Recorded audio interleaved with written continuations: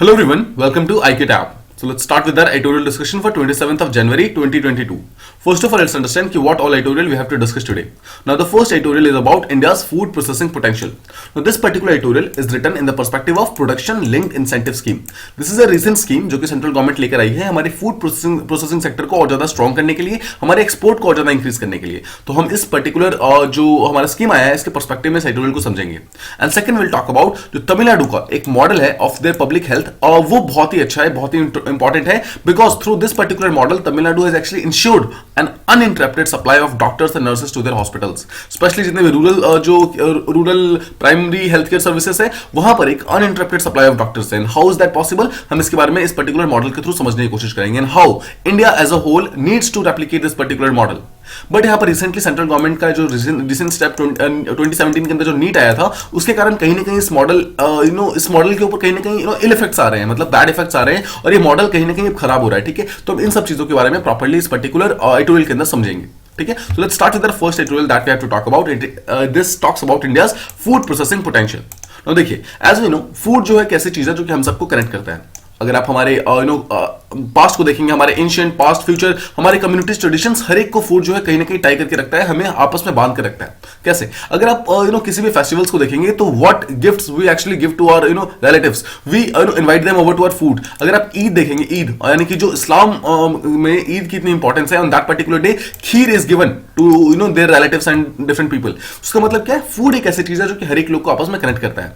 Now एक recent report के अनुसार यह माना गया है कि इंडिया के अंदर 2050 तक अराउंड 10 बिलियन पीपल ऐसे होने वाले हैं जिनको फीड करना हमारे लिए एक चैलेंज हो जाएगा. मतलब वो लोग हंगर से कहीं ना कहीं हंगर को फेस कर रहे होंगे, उन्हें फीड करना हमारे लिए एक सबसे बड़ा चैलेंज होने वाला है. तो इन सब चीजों को प्रॉपर्ली संभालने के लिए, इन सब चीजों को पहले ही इन सब के लिए प्रॉब्लम को सॉल्व करने के लिए हमें एक एफिशिएंट वे ऑफ प्रोडक्शन को बनाने की जरूरत है, जो कि पहली बात तो इकोनॉमिकली वायबल हो और सेकंड इकोलॉजिकली सस्टेनेबल हो. इकोनॉमिकली वायबल का सीधा सा मतलब है हर एक पर्सन के लिए एक्सेसिबल होना चाहिए, हर एक पर्सन को फूडिंग और बहुत ही कम दाम में मिलना चाहिए. और सेकंड चीज इज इकोलॉजिकली सस्टेनेबल. इसका मतलब क्या है कि उस फूड को बनाने में, उस फूड प्रोसेसिंग सेक्टर के कारण में हमारे इकोनॉमिक्स, हमारे इकोलॉजी के ऊपर कोई भी हार्म इफेक्ट्स नहीं आने चाहिए.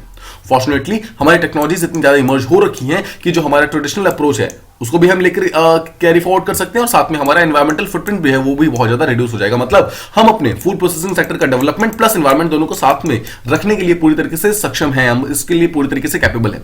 नाउ इंडिया की अगर बात करेंगे, India is one of the largest producers of food and vegetables in the world. इसका मतलब क्या है? इंडिया हॉर्टिकल्चर के फील्ड में बहुत ज्यादा स्ट्रॉन्ग है, और इसी चीज को और ज्यादा स्ट्रॉन्ग करने के लिए एक स्कीम रिसेंट लाई गई, that is called as production linked incentive scheme. सबसे पहले नाम से समझने की कोशिश की एक्जैक्टली ये स्कीम है क्या. देखिए, अगर आप समझेंगे, इट इज प्रोडक्शन लिंक्ड, यानी कि किसी भी पर्टिकुलर सेक्टर का प्रोडक्शन को इंक्रीज करना है. ठीक है, उस प्रोडक्शन को इंक्रीज करने के लिए सेंट्रल गवर्नमेंट कुछ इंसेंटिव्स प्रोवाइड कर रही है, सिंपल वर्ड्स में. ठीक है, so it is a production को लिंक करने के लिए कुछ इंसेंटिव्स प्रोवाइड की जा रही है, वो सेंट्रल गवर्नमेंट स्टार्ट कर रहा है ताकि फूड प्रोसेसिंग इंडस्ट्री और जो बाकी कुछ और इंडस्ट्री जिसको एसपीएलआई स्कीम के अंदर लाया गया है उन सबका यहां पर प्रोडक्शन को इंक्रीज किया जा सके. अब देखिए, अगर आप फूड प्रोसेसिंग इंडस्ट्री को देखेंगे तो उसके लिए जो फर्स्ट कैटेगरी है उसमें टोटल 60 एप्लीकेंट्स को चूज किया गया है, एंड उनके लिए अराउंड 10,900 करोड़ का जो पैसा है, इतना पैसा बेंचमार्क किया गया, इतना पैसा ईयरमार्क किया गया. ठीक है, मतलब इतना पैसा अगले कुछ सालों के अंदर फूड प्रोसेसिंग इंडस्ट्री के अंदर लगाया जाएगा. नाउ इसका मेन एम क्या है? इसका मेन एम क्या है कि जितने भी फूड प्रोसेसिंग सेक्टर्स के जितने भी बिजनेस हैं, ठीक है, उन सबको इंसेंटिवाइज करना है, उन सारे बिजनेस को, उन सारे इंडस्ट्रीज को इंसेंटिवाइज करना है ताकि वो अपने सेल्स को और ज्यादा इंक्रीज कर सके, और जो इंटरनेशनल लेवल है यानी कि ब्रॉड के लेवल पे ब्रांडिंग और मार्केटिंग को और ज्यादा स्ट्रॉन्ग कर सके. देखिए, आपका प्रोडक्ट जितना मर्जी अच्छा हो, बट अगर इंटरनेशनल मार्केट में उसके बारे में पता ही नहीं है, फिर लोग उसे खरीदेंगे कैसे? राइट, आपके बारे में पता होगा तभी तो लोग जाकर उसे खरीदेंगे ना. उसे उसका ब्रांडिंग करना बहुत जरूरी है, उसका मार्केटिंग करना बहुत जरूरी है. तो यहां पर बोला जाता है कि जितने भी बेनिफिशियरीज होंगे, जितने भी वो इंडस्ट्रीज होंगे जो इस पर्टिकुलर स्कीम के अंदर कुछ फायदा लेना चाहते हैं, उनके लिए एक सिंगल कंडीशन ये है कि उनको कुछ मिनिमम इन्वेस्टमेंट करना होगा. मिनिमम इन्वेस्टमेंट का ये एक टाइप का क्राइटेरिया इसलिए डाला गया है ताकि जितने भी सीरियस जो इन्वेस्टर्स है उनको नॉन सीरियस इन्वेस्टर से हटाया जा सके. देखिए, अगर 10,000 करोड़ से, इसका मतलब क्या है कि पैसा काफी ज्यादा है इस पर्टिकुलर सेक्टर को अंदर इन्वेस्ट करने के लिए. तो इसमें क्या होगा, बहुत सारे जो नॉन सीरियस कैंडिडेट्स हैं वो सब इसके अंदर आ जाएंगे और बोलेंगे हमें भी इस पर्टिकुलर सेक्टर के अंदर पैसा चाहिए. वो सेंट्रल गवर्नमेंट से पैसा लेंगे और हो सकता है कि उनका बिजनेस बूम अप करे या फिर ना भी करे, तो प्रॉब्लम बढ़ जाएगी. इसलिए सेंट्रल गवर्नमेंट ने बोला है कि अगर आपको इसमें से कोई शेयर चाहिए, इसमें से अगर आपको हमारा मतलब हेल्प चाहिए, तो सबसे पहले आपको थोड़ा सा इन्वेस्टमेंट खुद से करना होगा. अगर आप खुद एक इन्वेस्टमेंट करके एक पर्टिकुलर बेस बनाते हैं तो उसके ऊपर हम आपकी हेल्प करेंगे. ठीक है। अब यहां पर एक रिसेंटली रिपोर्ट आया है, उस रिपोर्ट के अनुसार यहां पर यह बोला गया है कि मान लीजिए कि जितना कमिटमेंट जितना इन्वेस्टमेंट करने को बोला गया है, जितना मिनिमम इन्वेस्टमेंट करने को बोला गया है, हर एक इंडस्ट्री उतना इन्वेस्टमेंट करती है, ठीक है, और उतना इन्वेस्टमेंट हर साल करती रहती है। और साथ ही साथ टोटल जितने नंबर ऑफ प्रोजेक्ट्स यहां पर स्टार्ट हुए हैं उसमें से अगर 75% प्रोजेक्ट्स भी अगर आगे जाकर चलते हैं तो अगले 2 सालों के अंदर फूड प्रोसेसिंग सेक्टर हमारा माना जा रहा है कि मोर देन 6500 करोड़ का इन्वेस्टमेंट इसके अंदर आने वाला है। मतलब सिर्फ हमारे एक पर्टिकुलर इंडस्ट्री के अंदर, that is only food processing sector के अंदर हमारा मोर देन 6000 करोड़ का इन्वेस्टमेंट आने वाला है, अगर लोग सब सिर्फ यहां पर मिनिमम इन्वेस्टमेंट करें। और जितने टोटल यहां पर बिजनेसेस हैं उनमें से 75% प्रोजेक्ट्स भी अगर आगे सस्टेन करते हैं अगले 2 सालों के लिए, this can be very very good for the economy. अगर आप यूनाइटेड स्टेट्स का एक स्टडी हुआ था, इसको अगर प्रॉपर्ली समझेंगे तो उसमें यह बोला जाता है कि अगर हम फूड मैन्युफैक्चरिंग सेक्टर के अंदर 1% पैसा लगाते हैं, इसका मतलब क्या है, जैसे मान लीजिए फूड प्रोसेसिंग इंडस्ट्री है, ठीक है, इस इंडस्ट्री के अंदर अगर सेंट्रल गवर्नमेंट यानी कि यूनियन गवर्नमेंट अगर 1% पैसा लगाती है तो इस हर 1% जो पैसा लगाएगी सेंट्रल गवर्नमेंट, उसके बदले में आउटपुट जो होगा वो 0.06% इंक्रीज हो जाएगा। इसका समझ रहे हैं आप? इसका सीधा सा मतलब यह है कि हर 1 रुपया जो आप लगाएंगे उसके बदले में आपको यहां पर 6 पैसा आपको मिलेंगे वहां पे आउटपुट के अंदर एक्स्ट्रा, मतलब जितना आपको मिल रहा था उससे एक्स्ट्रा मिलेगा, ठीक है, इतना आपको इंक्रीज हो जाएगा। इसका मतलब क्या है, आपका इस पर्टिकुलर सेक्टर में इन्वेस्ट करना that is actually very very good, because हर पैसा यहां पे काउंट हो रहा है, हर पैसा आपको यहां पर आउटपुट यहां पर प्रोवाइड कर रहा है, ठीक है। अब जिस तरीके से यूएसए के लिए बिल्कुल सही है ना कि 1% अगर इंक्रीज करेंगे तो यहां पर आउटपुट इंक्रीज हो रहा है, तो ऑटोमेटिकली सेम चीज यहां पर इंडिया के लिए बहुत अच्छा है, बिकॉज इंडिया के अंदर फूड प्रोसेसिंग सेक्टर का इन्वेस्टमेंट काफी ज्यादा है, बिकॉज ये जो इनपुट है वो इनपुट काफी ज्यादा है, इनपुट ज्यादा होगा तो ऑटोमेटिकली आउटपुट ज्यादा हो जाएगा। तो इनपुट देखिए, हमारे बहुत सारे स्टेट्स जैसे कि आंध्र प्रदेश, गुजरात, महाराष्ट्र और तमिलनाडु, उत्तर प्रदेश, ये सारे स्टेट्स ऐसे हैं जो कि हमारे फूड प्रोसेसिंग सेक्टर के अंदर one of the largest states है, not just in the terms of country, but अगर आप पूरे वर्ल्ड में भी देखेंगे ना तो उसमें Maharashtra is among the top 10 investor जो कि फूड प्रोसेसिंग इंडस्ट्री के अंदर इन्वेस्ट करता है, ठीक है। रिसेंटली जो गुड गवर्नेंस इंडेक्स जो कि हमारा नीति आयोग निकलता है और उसका जो 2020-2021 वाला जो रिसेंटली जो डेटा आया, इंडेक्स आया, उसके अंदर ये बोला गया है,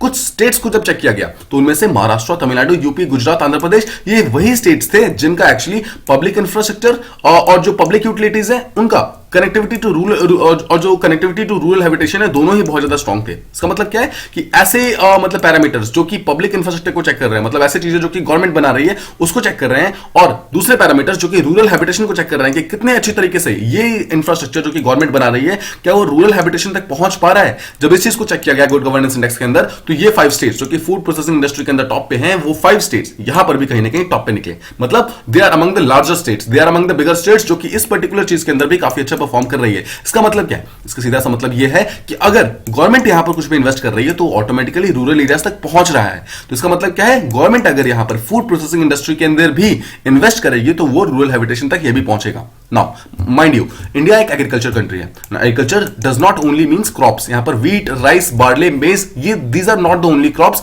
इंडिया के अंदर एग्रीकल्चर के अंदर, इंडिया के अंदर horticulture is also very important part, और हॉर्टिकल्चर के अंदर फ्रूट्स एंड वेजिटेबल्स ये बहुत इंपॉर्टेंट पार्ट है। तो अगर हम अपने किसी तरीके से हॉर्टिकल्चर के अंदर अपना इन्वेस्टमेंट इंक्रीज कर सकें, स्पेशली हमारी जो सेंट्रल गवर्नमेंट है, अगर वो इसके अंदर इन्वेस्टमेंट हमारा इंक्रीज कर सके तो ऑटोमेटिकली फार्मर्स की इनकम यहाँ पे डबल होनी स्टार्ट हो जाएगी। ये तो हम चाहते हैं ना, ये तो हम चाहते हैं कि 2022 तक हमारी फार्मर्स की इनकम डबल हो जाए, ये चीज ऑटोमेटिकली होनी स्टार्ट हो जाएगी।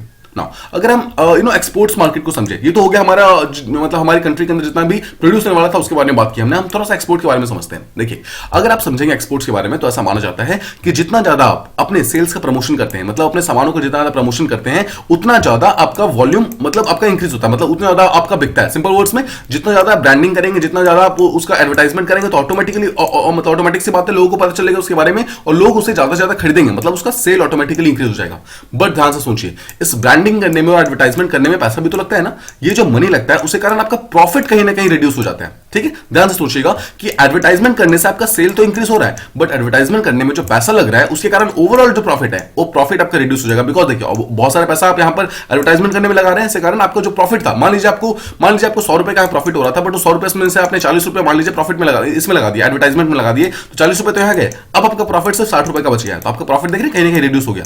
तो यही चीज बोली जा रही है कि एक्सपोर्ट मार्केट के अंदर जो आप प्रमोशन करते हैं तो ऑटोमेटिकली आपकी सेल्स की वॉल्यूम तो इंक्रीज होती है, बट प्रॉफिटेबिलिटी जो प्रॉफिटेबिलिटी है वो आपकी कहीं ना कहीं रिड्यूस हो जाती है, उसमें इनवर्सली प्रोपोर्शनल देखा गया। इसी चीज को, इसी गैप को ब्रिज करने के लिए सेंट्रल गवर्नमेंट ने फूड प्रोसेसिंग इंडस्ट्री के अंदर भी पीएलएस स्कीम को लेकर आई है, यानी कि प्रोडक्शन लिंक्ड इंसेंटिव स्कीम को लेकर आई है, जिसके अंदर प्रोडक्शन के साथ साथ ब्रांडिंग और जो एडवर्टाइजमेंट है उसके लिए भी सेंट्रल गवर्नमेंट पैसा प्रोवाइड करेगी। ठीक है, स्पेशली ऐसी ब्रांडिंग जो कि फॉरेन मार्केट के अंदर, इंटरनेशनल एरेना के अंदर की जा रही है, उन सबको करने के लिए सेंट्रल गवर्नमेंट यहां पर हेल्प करेगा उन बिजनेसेस का। ठीक है। दिस इंश्योर, ये ऐसा इंश्योर कर रहा है कि India share of value added products in the export market, जो एक्सपोर्ट का बास्केट है वो इंप्रूव होगा ऑटोमेटिकली। देखिए आगे जाकर जब ज्यादा से ज्यादा लोगों को इंडिया के एक्सपोर्ट्स के बारे में पता चलेगा, इंडिया के फूड प्रोसेसिंग इंडस्ट्री के बारे में पता चलेगा, तो ऑटोमेटिकली लोग यहां पर आके चीजों को खरीदना स्टार्ट करेंगे। और अगर लोग चीजों को खरीदना स्टार्ट कर देंगे तो ऑटोमेटिकली हमारा जो एक्सपोर्ट बास्केट है वो और ज्यादा इंप्रूव हो जाएगा। अब देखिए हम जैसा आप जानते हैं एग्रीकल्चर कंट्री में, तो बीइंग एग्रीकल्चर कंट्री हम सेकंड लार्जेस्ट प्रोड्यूसर ऑलमोस्ट हर चीज में। ऑब्वियसली कुछ चीजों के अंदर चाइना प्रोड्यूसर है फर्स्ट पे, और कुछ चीजों के अंदर इंडिया प्रोड्यूसर फर्स्ट पे, बट मेजॉरिटी ऑफ द चीजों के अंदर या तो चाइना फर्स्ट पे या फिर इंडिया फर्स्ट पे। ना समझिए चाइना और इंडिया इतना ज्यादा प्रोड्यूस करते हैं, इनकी इतनी बड़ी पॉपुलेशन भी है, मतलब काफी ज्यादा लोग कंज्यूम भी करते हैं, बट इसके बावजूद हम इतना प्रोड्यूस करते हैं कि हम एक्सपोर्टिंग में भी चाइना ऑलमोस्ट टॉप पे है और इंडिया ऑलमोस्ट टॉप पे है, मतलब दोनों ही फर्स्ट या सेकंड पे रहते हैं। बट इसके बावजूद बहुत सारा हमारा मार्केट ऐसा है जो अभी तक अनटैप्ड रह गया है, जैसे यूरोप का बहुत सारा मार्केट, मिडिल ईस्ट का, वेस्ट एशिया का, अफ्रीका, ओशिनिया, जापान, ये सारा मार्केट ऐसा है अभी जो कि अनटैप्ड है। मतलब इन सब एरियाज में अभी कहीं ना कहीं फूड प्रोसेसिंग इंडस्ट्रीज की कमी है, और यहाँ पर स्पेशली जो फूड के रॉ मटेरियल्स वहां की कमी है। देखिए आपको मैं एग्जांपल देता हूं, अगर आप यूरोप को समझेंगे, यूरोप में मान लीजिए कि आप यहाँ पे यूके का एग्जांपल लीजिए, यूके के अंदर आपको देखिएगा चिप्स मेकिंग इंडस्ट्री बहुत सारी है। चिप्स मतलब वो जो खाने वाला लेज होता है ना, वो वाली चिप्स मेकिंग इंडस्ट्रीज बहुत सारी है, बट यहां पर रॉ मटेरियल्स यानी कि पोटैटोज यानी कि आलू यहां पे प्रेजेंट नहीं है। ठीक है, this is the main dilemma of Europe. यहां पर आलू का प्रोडक्शन काफी कम होता है, बट यहां पर चिप्स का प्रोडक्शन बहुत ज्यादा होता है, तो उनको आलू कहीं मतलब कहीं ना कहीं से तो लेना पड़ेगा, उनको रॉ मटेरियल चाहिए। उस रॉ मटेरियल के लिए वो लोग इंडिया या फिर चाइना की तरफ देखते हैं, या फिर इंडोनेशिया, वियतनाम, इन सब एरियाज की तरफ देखते हैं जहां पर एक्चुअली पोटैटोज का बहुत ज्यादा प्रोडक्शन होता है। सिमिलरली बाकी सब कंट्रीज के अंदर भी ऐसा ही है। यहां पर फूड प्रोसेसिंग इंडस्ट्रीज यूरोप के अंदर, इन सब के, जापान के अंदर, इन सब जो भी डेवलप्ड कंट्रीज है वहां पर काफी सारे हैं, लेकिन वहां पर मार्केट नहीं प्रेजेंट, वहां पर जो रॉ मटेरियल का मार्केट है वो प्रेजेंट नहीं है। अगर आप Africa, west Asia, middle east, इन सब के रीजन का बात करेंगे, यहां पर तो अभी तक फूड प्रोसेसिंग इंडस्ट्रीज भी नहीं है, तो यहां पर के लिए भी इंडिया के लिए एक बहुत ही इंपॉर्टेंट मार्केट की तरह ये प्ले हो सकता है। अब आपको ये चीजें प्रॉपर्ली समझ आ रही होंगी, ठीक है। नाउ अब देखिए रिसेंटली कोविड आया था, कोविड के कारण क्या हुआ, पिछले 2 सालों से लोग यहां पर वर्क फ्रॉम होम कर रहे हैं। अब सोचिए अगर लोग घरों के अंदर रह रहे हैं तो बहुत सारे लोग तो अपने फैमिलीज के साथ रह रहे हैं, दैट इज ओके, बट बहुत सारे लोग यहां पर ऐसे भी हैं जो कि अकेले रह रहे हैं, राइट। अकेले रह रहे हैं इसका मतलब है they are living in single room, अपने दोस्तों के साथ रह रहे हैं। सोचिए अगर वो दोस्तों के साथ रह रहे हैं तो they were actually dependent on hotels, restaurant, इन सब पे वो कहीं ना कहीं डिपेंडेंट थे, या फिर टिफिन के ऊपर डिपेंडेंट थे। दिल्ली में अगर आप रह के अपनी सिविल सर्विसेज की तैयारी कर रहे हैं तो अपने टिफिन के ऊपर कहीं ना कहीं तो अपनी डिपेंडेंसी दिखाई होगी, ठीक है, अगर आप थोड़े दिन के लिए भी रहे होंगे तो। अब देखिए आप अगर इन सब चीजों पर डिपेंडेंट थे तो कोविड के कारण होटल भी बंद हो गए, रेस्टोरेंट्स भी बंद हो गए, और टिफिन सर्विसेज भी पूरी तरीके से बंद हो गई। अब आपको खाना कहां से मिलेगा, या तो आपको खाना खुद बनाना पड़ेगा, या फिर आपको अब यहां पर आप डिपेंड हो सकते हैं रेडी टू ईट मार्केट जो आते हैं, हमारे डिफरेंट प्रोडक्ट्स आते हैं, उन सब चीजों के ऊपर। इसका मतलब समझ रहे हैं कि कोविड के कारण जो वर्क फ्रॉम होम हुआ, यानी कि सब लोग जब घरों के अंदर आ गए तो बहुत सारे लोग ऐसे हैं जिन्होंने रेडी टू ईट जो जितने भी चीजें आती है ना, उन सबका डिमांड यहां पर इंक्रीज करना स्टार्ट कर दिया। उसके कारण पिछले 2 सालों में देखा गया है जो रेडी टू ईट मार्केट है उसका डिमांड ऑलमोस्ट 170% इंक्रीज हो चुका है मार्च 2020 से लेकर जून 2020 के बीच में, ठीक है। आई होप आप ये चीज समझ रहे हैं ना। द पैंडेमिक इसके अलावा एक फंक्शनल फूड्स का उन्होंने अवेयरनेस भी इंक्रीज कर दिया है। देखिए एक चीज आपको ध्यान रखना है कि जब कोविड आया, कोविड एक टाइप का हेल्थ क्राइसिस है। जैसे ही हेल्थ क्राइसिस आता है, भले ही हेल्थ किसी भी टाइप की हो, लेकिन एक हेल्थ क्राइसिस को देख के सबके सब लोग जो है अपनी अपनी हेल्थ को संभालने में लग जाते हैं, राइट। तो अचानक से लोगों ने जंक फूड खाना वो कर दिया, रिड्यूस कर दिया, और लोगों ने हेल्दी खाना खाना स्टार्ट कर दिया। जैसे ही हेल्दी खाना खाना स्टार्ट किया, ऑटोमेटिकली यहाँ पर जो फंक्शनल फूड्स है, स्पेशली जो जो ऐसे चीजें हैं, लोगों के अंदर अवेयरनेस बढ़ी कि किस तरीके से वो हेल्दी खाना खाना चाहिए उनको, ठीक है। And they started demanding different things, जो ऐसी चीजें जो कि हेल्दी चीजें हैं उनकी डिमांड उन्होंने स्टार्ट कर दी। अब जब हेल्दी चीजों की डिमांड स्टार्ट हुई है तो ऑटोमेटिकली यहां पर उस हेल्थ ओरिएंटेड स्टार्टअप्स यहां पर स्टार्ट हो गए हैं, यहां पर micro food processing unit start हो गए हैं जो कि हेल्दी फूड्स यहां पर बना रहे हैं। तो आप देख रहे हैं एक कोविड ने यहां पर एक कितना बड़ा यहां पर इफेक्ट लाकर रख दिया है जो स्पेशली हमारे फूड प्रोसेसिंग इंडस्ट्री है उसके अंदर में। However, अगर आप एमएसएमई को देखेंगे, एमएसएमई के लिए सबसे बड़ा प्रॉब्लम क्या है? एमएसएमई ऑल्दो देखिए सब चीजें कर सकती है, बट वहां पर सबसे बड़ा प्रॉब्लम है फाइनेंस का। फाइनेंस अगर उनका प्रॉब्लम सॉल्व हो जाए तो कहीं ना कहीं वो काफी ज्यादा आगे निकल सकती है। और अगर आप उनका बैंक का प्रॉपर क्रेडिट हिस्ट्री देखेंगे तो बहुत अच्छा नहीं है, बिकॉज बहुत सारी एमएसएमईज ऐसी हैं जिन्होंने कहीं ना कहीं लोन लेकर उसको डिफॉल्ट कर दिया, उसके कारण बैंक एमएसएमईज को पैसा देने से पीछे हटती है, ठीक है। इसलिए सेंट्रल गवर्नमेंट ने एक यूके का एक स्कीम है, मतलब यूके जो इंग्लैंड वाला पार्ट है वो लोग एक स्कीम चलाते हैं, उसी चीज के बेसिस पे सेंट्रल गवर्नमेंट ने एक टाइप का रिकमेंड किया है कि आप पीयर टू पीयर लेंडिंग कीजिए। पीयर टू पीयर लेंडिंग का मतलब क्या है, आप अपने फ्रेंड से पैसे लीजिए, अपने कलीग से पैसे लीजिए, आसपास की एक दूसरे बिजनेस से पैसे लीजिए। इससे क्या होगा देखिए, इससे सबसे बड़ा फायदा क्या होगा कि लो इंटरेस्ट रेट होगा, इंटरेस्ट रेट की कोई प्रॉब्लम नहीं होगी। सेकंड चीज, अगर आप फ्रेंड से पैसे ले रहे हैं तो आप इजीली उसको टाइम पे वापस कर सकते हैं विद योर ओन टाइम, ठीक है। आप एक दूसरे की हेल्प कर सकते हैं ना। इसका यहाँ पर एक साथ में एक और एग्जांपल दिया गया है, एक तो पीयर टू पीयर सर्विस का रिकमेंडेशन दिया गया है, साथ में एक जो मुद्रा बैंक है उसका रिकमेंडेशन दिया गया है। सेंट्रल गवर्नमेंट बोलती है कि आप मुद्रा बैंक से पैसे लीजिए। व्हाट इज मुद्रा बैंक? मुद्रा बैंक का सीधा सा मतलब है micro units development and refinance agency bank. आप इसको नाम समझिए, माइक्रो यूनिट्स को डेवलप करने के लिए बैंक है। माइक्रो यूनिट्स मतलब एमएसएमईज, ठीक है। अगर एमएसएमईज को अगर डेवलप करना है, उसके लिए आप पैसा डायरेक्टली जाकर मुद्रा बैंक से ले सकते हैं।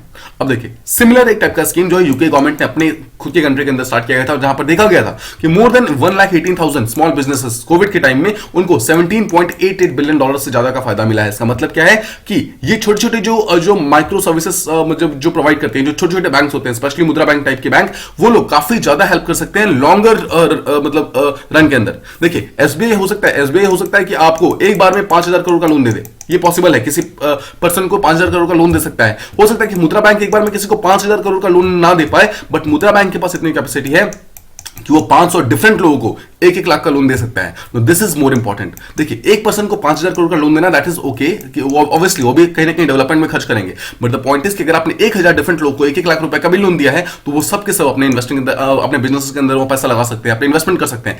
इसी चीज को यूज करके हम स्मॉल फाइनेंसिंग जितने मैकेनिज्म्स है, स्मॉल फाइनेंसिंग बॉडीज है, उसको यहां पर यूज किया जा सकता है, ठीक है। इसके अलावा सेंट्रल गवर्नमेंट बोल रही है कि अगर आपको वर्किंग कैपिटल चाहिए, अपने काम करने के लिए पैसा चाहिए, तो आप यहां पर ट्रेड रिसीवेबल डिस्काउंटिंग सिस्टम का फायदा उठा सकते हैं, यानी कि TREDS एक टाइप का सिस्टम, एक टाइप का प्लेटफॉर्म है, जिसको हमारे मिनिस्ट्री ऑफ जो फाइनेंस है उसने स्टार्ट किया था, जहां पर यह बोला जाता है कि कोई भी एमएसएमईज अगर उनको कोई पैसा चाहिए और उनको किसी भी तरीके का कुछ भी कोई हेल्प चाहिए, तो वो यहां पर डायरेक्टली TREDS यानी कि ट्रेड्स सिस्टम से आके प्लेटफॉर्म से आके ले सकती है, जहां पर वो अपनी किसी भी ट्रेड जो उनका रिसीवेबल यानी कि बिल्स होंगे उसको फाइनेंस करा सकती है, उसे डिस्काउंट करा सकती है और एक बार में मल्टीपल फाइनेंसर के थ्रू करा सकती है। बट आपको यहां पर इसको देखिए, आपको यहां पर ट्रेड स्कीम के बारे में पता करने की जरूरत नहीं है, बिकॉज ट्रेड स्कीम यहां पर बहुत ही डीप है। मैं आपको एक अलग वीडियो के अंदर उसको प्रॉपर्ली एक्सप्लेन कर दूंगा जब हम इकोनॉमी का वो करेंगे तो, ठीक है। अब देखिए, यहां पर आपको बस ये समझना है कि फर्स्ट जो रिकमेंडेशन सेंट्रल गवर्नमेंट ने दिया है, that is about peer to peer lending. Second दिया है मुद्रा बैंक के बारे में, and third they have given the recommendation of TReDS. ये तीनों तरीके ऐसे हैं जिसके थ्रू और एमएसएमईज को, यानी जो स्मॉल जितने भी बॉडीज है, बिजनेसेस है, उन सबको यहां पर फाइनेंस को प्रमोट करने के लिए बोला जा रहा है, ठीक है। इसके अलावा लेकिन ये बोला गया है कि जो डिफरेंट स्कीम्स है, स्पेशली जो ट्रेड्स का जो प्लेटफॉर्म है, उसको थोड़ा सा स्केलिंग अप करने की जरूरत है, उसको और ज्यादा उसके अंदर पैसा मतलब इन्फ्यूज करने की जरूरत है, ताकि जितने भी कॉर्पोरेट, जितने भी बिजनेसेस यहां पर पैसा लेने आ सकती है, मतलब आ रही हैं, उन सबको साइमल्टेनियसली यहां पर इन्फोर्स किया जा सके, सबके यहां पर एक बार में हेल्प की जाए। इसके लिए एक यहां पर रिकमेंडेशन सेंट्रल गवर्नमेंट के द्वारा ये दिया गया है कि जो ट्रेड्स प्लेटफॉर्म है उसको जीएसटी का जो नेटवर्क का प्लेटफॉर्म है, उस दोनों के साथ यहां पर लिंक कर दिया जाए, ऐसा ऑथर बोलते हैं, ठीक है। इन दोनों को लिंक करने के लिए यहां पर बोला जाता है, और तो ये चीज एक्चुअली क्या है, आगे जाकर काफी ज्यादा हेल्प कर सकती है। अब देखिए, अगर आप थोड़ा सा एनालिटिकल पॉइंट ऑफ व्यू से देखेंगे तो हमारा इंडिया का पॉपुलेशन लगातार इंक्रीज हो रहा है। देखिए, हम we have grown from around $100 billion, मतलब 100 बिलियन के पॉपुलेशन से ऑलमोस्ट हम 135 बिलियन पॉपुलेशन पे ऑलरेडी पहुंच चुके हैं। माना जा रहा है कि अगले 20 से 30 सालों के अंदर हम चाइना को पीछे छोड़ देंगे पॉपुलेशन के फील्ड में। तो इसका मतलब क्या है, पॉपुलेशन इंक्रीज हो रहा है। पॉपुलेशन इंक्रीज होने का सबसे बड़ा प्रॉब्लम क्या है, सबसे बड़ा फैक्टर क्या है, वो ये है कि देखिए, इंडिया के अंदर जो रिसोर्सेस है वो तो लिमिटेड है ना, रिसोर्सेस तो इंक्रीज नहीं हो रहे, रिसोर्सेस तो उतने के उतने ही है। तो अगर रिसोर्सेस उतने हैं तो ऑब्वियसली पॉपुलेशन इंक्रीज होगा, तो इस रिसोर्सेस के ऊपर यहाँ पर बर्डन इंक्रीज होने वाला है, ठीक है। रिसोर्सेस के ऊपर इंक्रीज होगा बर्डन, तो कहीं ना कहीं आप देख रहे हैं यहाँ पर फूड हैबिट्स हमारे कहीं ना कहीं चेंज हो रही है। आप देखेंगे हमारे नेचुरल रिसोर्सेस का यहाँ पर अनरिस्ट्रिक्टेड यूज हो रहा है, इस कारण सबके कारण प्रॉब्लम यहाँ पर इंक्रीज हो रही है। इसलिए जरूरी है कि सारे के सारे डिपार्टमेंट्स यहां पर एक साथ बैठे और एक टाइप का रोड मैप क्रिएट करें, ताकि एक efficient value food value chain हम किस तरीके से बना सकते हैं, ताकि जो हमारी फ्यूचर जो हमारी जनरेशन आने वाली है, उन सबको इस चीज के लिए प्रॉब्लम्स फेस ना करना पड़े, ठीक है। उसके लिए कुछ न्यू ऑल्टरनेटिव्स को एक्सप्लोर किया जा रहा है, कुछ ढूंढा जा रहा है। जैसे कि कुछ आपने इसके बारे में सुना भी होगा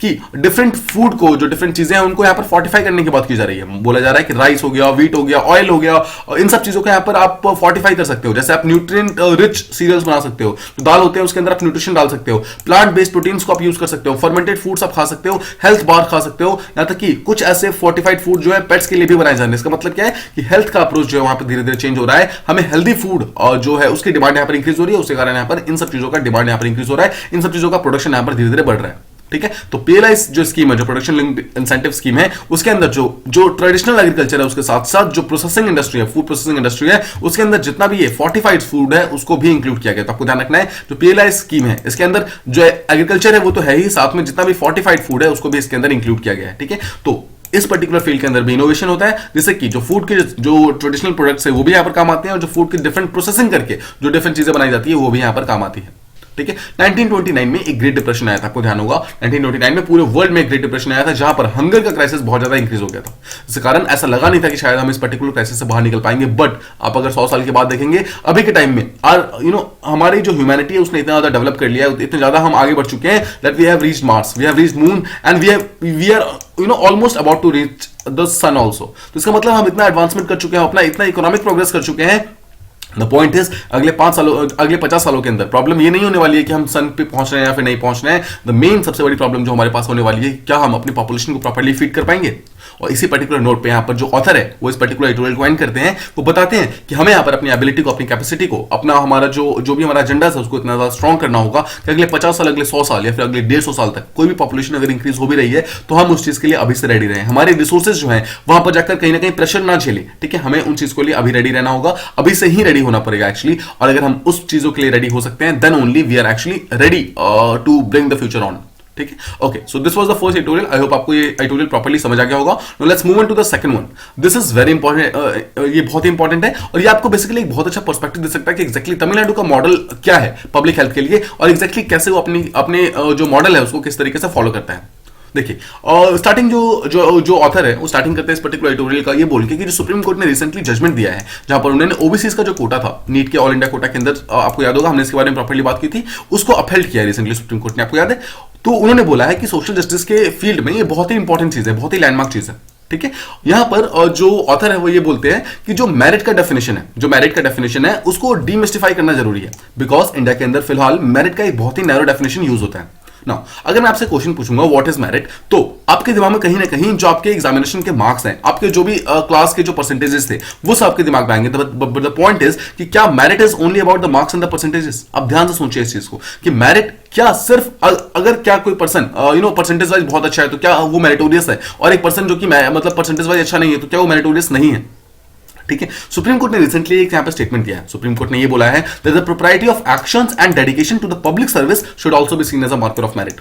this statement is very important. ये स्टेटमेंट अगर हो सके तो आप 4-5 बार इसको प्रॉपर्ली आप इसको बाय हार्ट इसको रीड कीजिए तो आपको ये बिल्कुल याद ही हो जाएगा। देखिए, ये बोलना चाह रहे हैं सुप्रीम कोर्ट के जो जज हैं उन्होंने ये कहा था कि अपार्ट फ्रॉम दिस मार्क, जो मार्क्स हमारे आते हैं एग्जामिनेशन के अंदर उसको छोड़ दीजिए, हमारे जो परसेंटेज आते हैं उसके साइड में कुछ ऐसे लोग भी होते हैं जो कि पब्लिक सर्विसेज के लिए बहुत ज्यादा डेडिकेटेड होते हैं, जो अपने बहुत सारे काम यहां पर पब्लिक सर्विसेज के लिए करते हैं, लोगों की भलाई के लिए करते हैं। They should be also seen as a marker of merit. ये भी मतलब उनको भी मेरिटोरियस बोला जाना चाहिए। मतलब उनके लिए भी यहां पर ये वर्ड जो है मेरिट का वर्ड उनके लिए भी यूज होना चाहिए। हम यहां पर मेरिट को सिर्फ एक कॉम्पिटिटिव जो एग्जामिनेशन है सिर्फ उसके पर्सपेक्टिव में नहीं देख सकते। मेरिट का हमारे बहुत सारे डिफरेंट मीनिंग्स हैं और हमें सेकंड मीनिंग को भी यहां पर प्रॉपर्ली समझने की जरूरत है, ठीक है। अब यहां पर इसके अलावा सुप्रीम कोर्ट के जज ने एक स्टेटमेंट और बोली। उन्होंने ये बोला कि जो मेरिट है it should be socially contextualised and reconceptualised. इसका मतलब है कि मेरिट अगेन आपको यहां पर सिर्फ मार्क्स या फिर परसेंटेज के बेसिस पे नहीं देखना है, आपको यहां पर सोशल जो आपका आसपास का जो एरेना है, जो आपका सोशल प्लेसेस है, उसके बेसिस पे उस कॉन्टेक्स्ट में आपको मेरिट को चेक करना है, ठीक है। जैसे मान लीजिए एक पर्टिकुलर पर्सन है, एक पर्टिकुलर सोसाइटी है, actually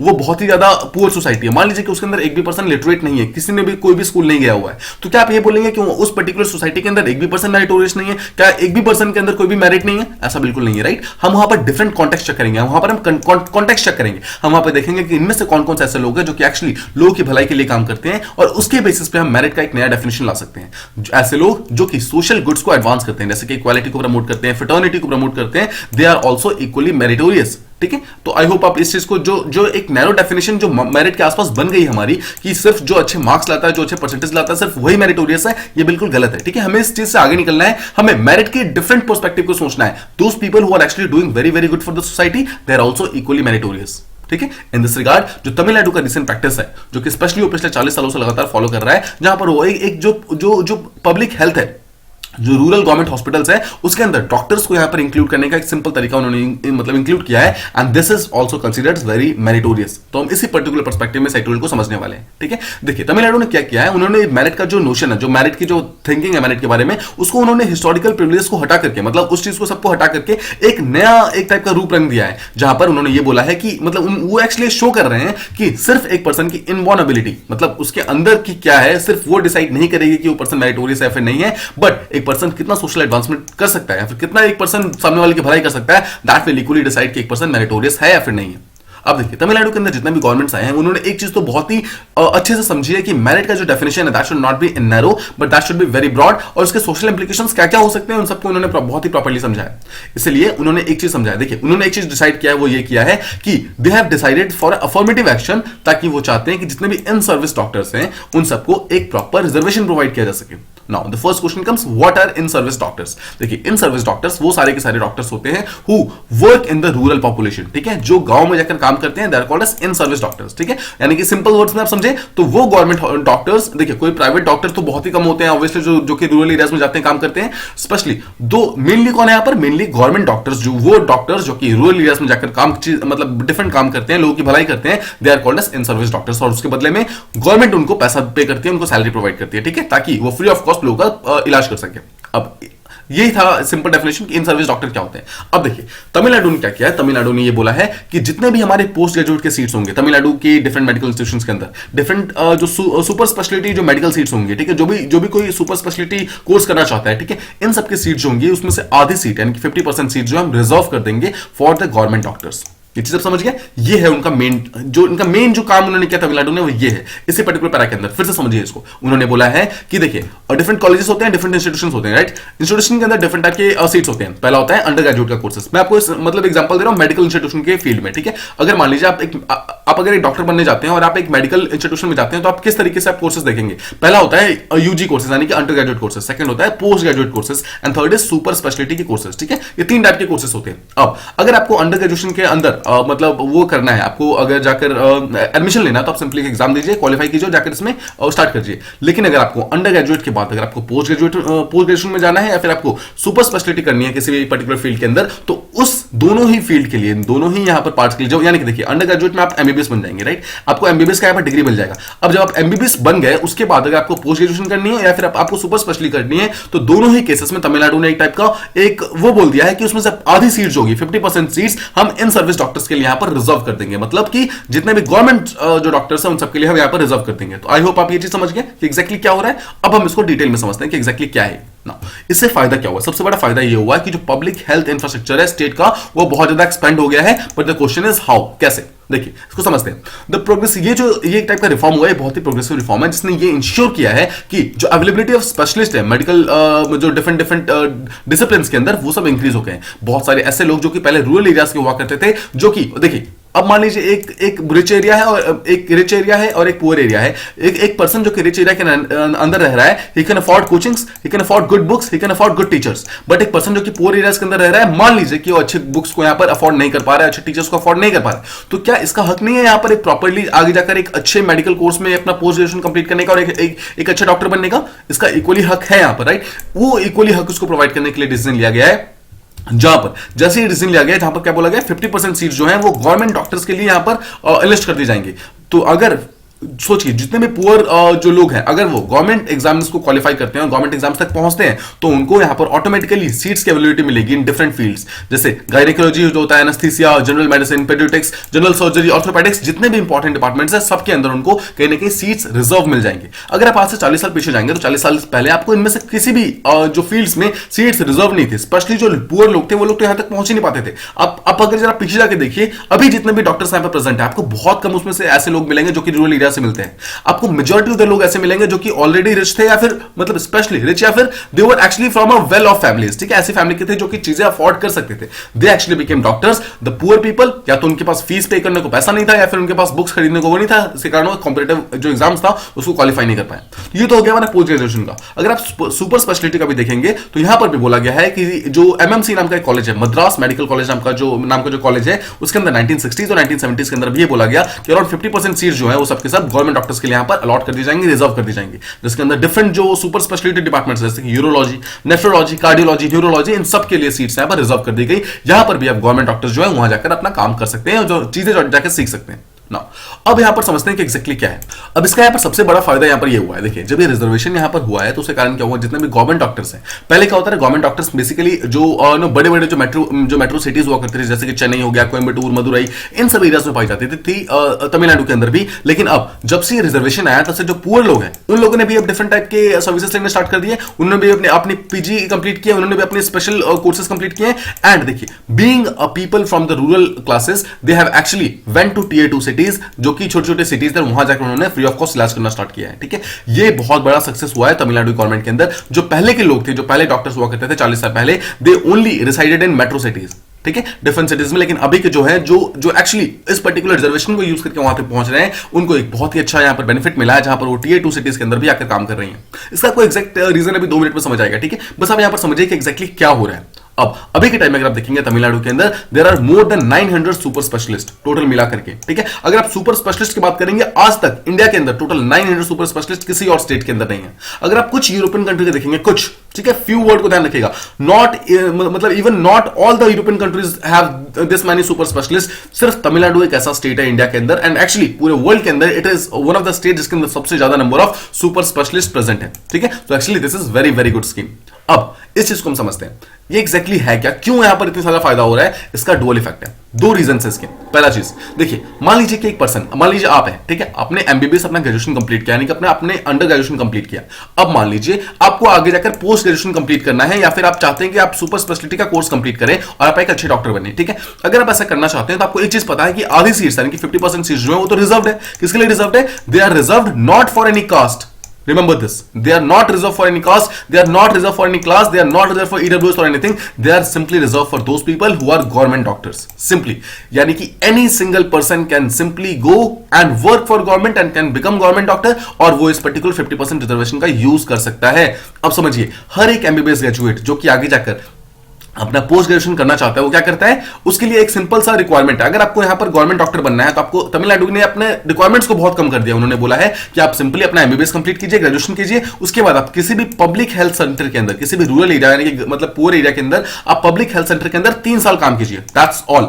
if you work for 3 years in any public health centres, automatically आपको गवर्नमेंट डॉक्टर का टैग मिल जाएगा and you can automatically go and avail this particular reservation.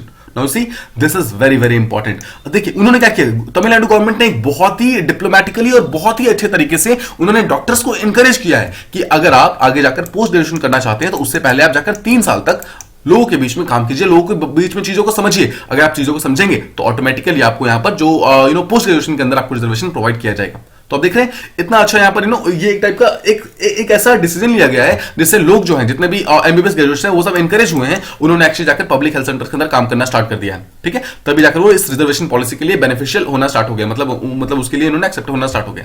अब देखिए, अगर लोग यहां पर जितने भी बच्चे हैं, सोचिए मेजॉरिटी ऑफ द बच्चे जो एमबीबीएस कर रहे हैं सबके सब जाकर यहां पर काम कर रहे हैं, तो इसका बहुत बड़ा फायदा ये हुआ है कि जितने भी स्टेट के पब्लिक हेल्थ सेंटर्स हैं, जितने भी गवर्नमेंट हॉस्पिटल है, उसके अंदर आज तक तमिलनाडु के अंदर पिछले 40 सालों में आज तक कभी डॉक्टर की शॉर्टेज नहीं आई है। क्यों? Because they have uninterrupted supply of doctors and nurses from these type of colleges.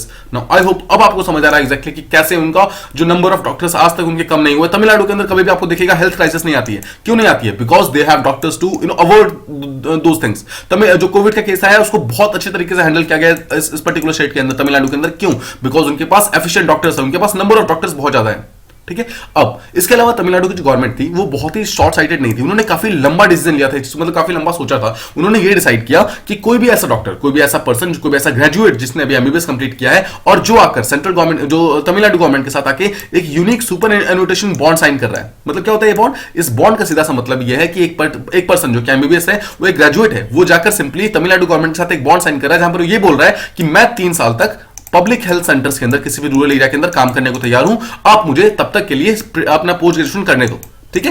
ताकि आप ये मतलब आप साथ ही साथ अपना ये यहां पर काम भी करते रहो और साथ में अपना पीजी भी कंप्लीट करते रहो, ताकि आपका दोनों चीजें साथ में हो जाए।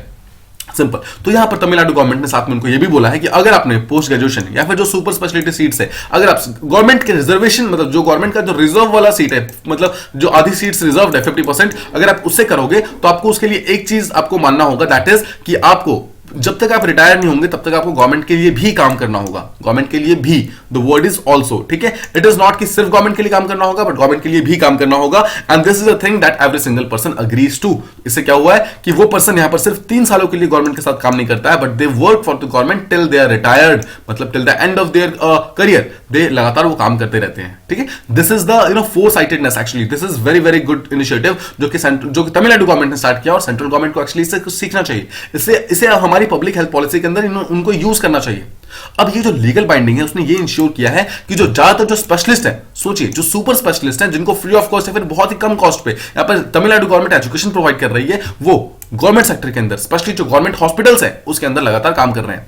नाउ समझिए क्या है एग्जैक्टली गवर्नमेंट हॉस्पिटल का इशू। अगर आपको एक मान लीजिए अगर आप किसी भी पर्टिकुलर चीज से मतलब आप बीमार हैं, अगर आपको डॉक्टर के पास जाना हो तो आप किस डॉक्टर के पास जाना पसंद करेंगे, एक प्राइवेट डॉक्टर के पास या फिर एक गवर्नमेंट डॉक्टर के पास? The answer must be private doctor, because एक प्राइवेट डॉक्टर ऑल्दो पैसे लेता है बट वो बहुत अच्छे तरीके से इलाज करता है, एंड गवर्नमेंट डॉक्टर्स की एफिशिएंसी उतनी अच्छी नहीं है। इसी पर्टिकुलर गवर्नमेंट जो डॉक्टर्स की एफिशिएंसी है उसको इंक्रीज करने के लिए इनिशिएटिव लिया गया है, जहां पर यह बोला गया है कि सोचिए अगर गवर्नमेंट डॉक्टर्स के अंदर सोचिए सुपर स्पेशलिस्ट अगर गवर्नमेंट डॉक्टर के अंदर काम करेंगे, डिफरेंट सुपर स्पेशलिस्ट काम करेंगे, तो ऑटोमेटिकली गवर्नमेंट सेक्टर की जो एफिशिएंसी है बहुत ज्यादा इंक्रीज हो जाएगी।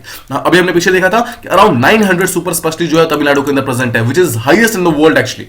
ठीक है, तो इट एक्चुअली शोज कि तमिलनाडु का जो ये स्कीम है it is not just on paper but उन्होंने उसको बहुत ही अच्छे तरीके से इंप्लीमेंट भी किया है।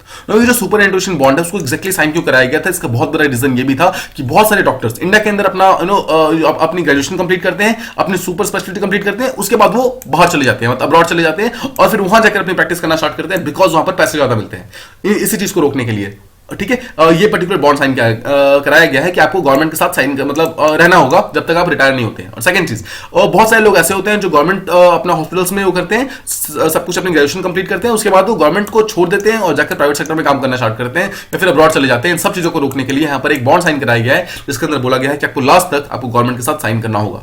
और ये पर्टिकुलर बॉन्ड जो है it has actually prove to be a win win situation, जहां पर जितने भी डॉक्टर्स से देखिए उनको एक टाइप का एक परमानेंट एक सोर्स ऑफ इनकम मिल जाता है, ऑब्वियसली एक उनको एक प्रॉपर एक टाइप का एक पेशेंट्स का बेस मिल जाता है जहां पर उसको देख सकते हैं प्रॉपर्ली, और गवर्नमेंट को एक फायदा ये होता है कि उनके पास एक रेडी टू सप्लाई डॉक्टर्स होते हैं हमेशा के टाइम में। ठीक है, now this particular unique scheme is present nowhere, I repeat nowhere in the country, India के अंदर कहीं पर भी ऐसा स्कीम प्रेजेंट नहीं है। ठीक है, अब देखिए ये तो हो गया, यहां तक हम समझे कि एग्जैक्टली तमिलनाडु अपना मॉडल को किस तरीके से इंप्लीमेंट कर रहा है। अब हम कुछ प्रॉब्लम समझते हैं।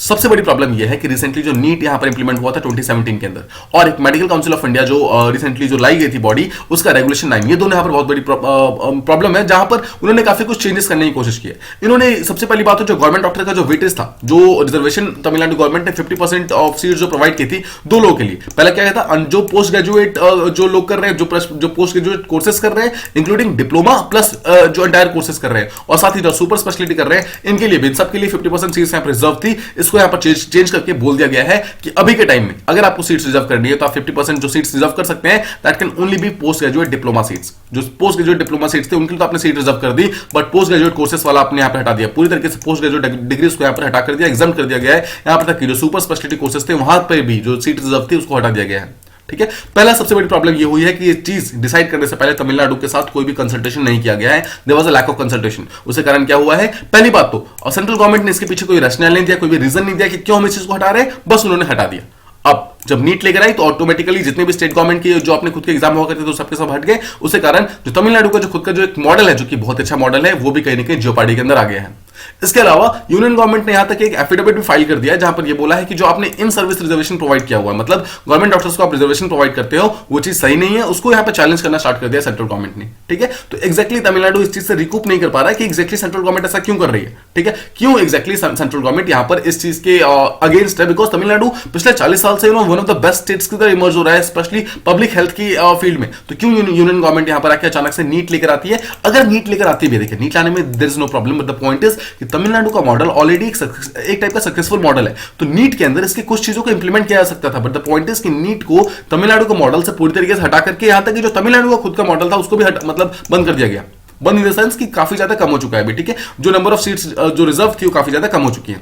अब जो स्टेट गवर्नमेंट है, जो तमिलनाडु गवर्नमेंट है, वो ये बोलती है कि अगर आपने हमारे इंसेंटिव्स को बंद कर दोगे, अगर मतलब हमारे जो हमने जो इंसेंटिव दिया था कि अगर आप गवर्नमेंट के साथ काम करोगे तो हम आपको पीजी और जो सुपर स्पेशलिटी है उसके अंदर रिजर्वेशन प्रोवाइड करेंगे, अगर आप उनको ये पीजी और एसएससी प्रोवाइड ही नहीं करोगे तो गवर्नमेंट के लिए काम क्यों करेंगे? सबसे बड़ी चीज ये, बिकॉज लोग तो इस इंसेंटिव के लिए यहां पर आ रहे थे ना। यही चीज स्टेट गवर्नमेंट का कहना है, तमिलनाडु गवर्नमेंट का कहना है, अगर आप इस सारे इंसेंटिव को बंद कर दोगे तो ऑब्वियसली जितने भी लोग हैं वो लोग इस पब्लिक हेल्थ केयर सर्विस के अंदर आना बंद कर देंगे ऑब्वियसली, और जो गवर्नमेंट डॉक्टर्स का जो नंबर जो ऑलरेडी काफी ज्यादा इंक्रीज मतलब डिक्रीज हो रहा है पिछले कुछ सालों के अंदर, वो और ज्यादा डिक्रीज होना स्टार्ट हो जाएगा।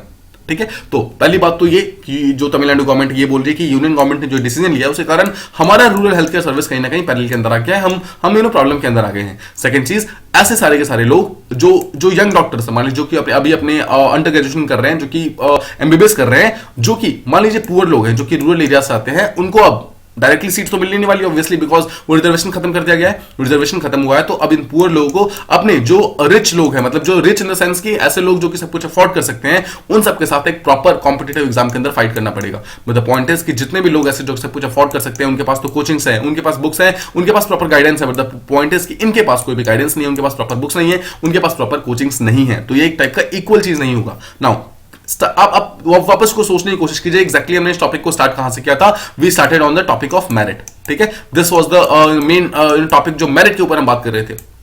तो क्या यहां पर हम इन दोनों के बीच में मेरिट डिसाइड कर सकते हैं? ध्यान से सोचिए, मान लीजिए कि ये पर्सन अगर आगे जाकर टॉप कर जाता है इस पर्टिकुलर इंस्टीट्यूशन के अंदर, एग्जाम के अंदर, तो क्या उसे मेरिटोरियस बोला जाएगा? और हर वो बच्चा जो कि इसके अंदर फेल हो जाएगा, क्या उसे नॉन मेरिटोरियस बोला जाएगा? आपके लिए एक बहुत बड़ा क्वेश्चन है, ठीक है। आपको ये चीज प्रॉपर्ली समझना है, यहाँ पर आपको इसके बारे में सोचना है।